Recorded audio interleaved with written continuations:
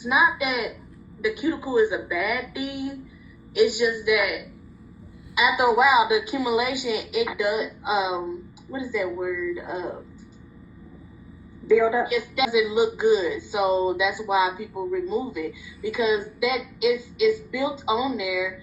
That layer is built on there or whatever, because it does serve a purpose. I mean, it's protecting your natural nail, is so that your nails don't get easily damaged. You know, sometimes we rough with our hands, you know, or germs, the outside atmosphere or whatever, can't penetrate through our natural nails, because some people nails are really thin, you know, and things can, our nails are porous, and things can, you know, water can soak into it, and so can other things if you have your hands into something or whatever, and things will they can enter your body through that. But if, you know, you do have a thick layer of cuticle on there, it's going to make it hard for the outside environment to get inside. So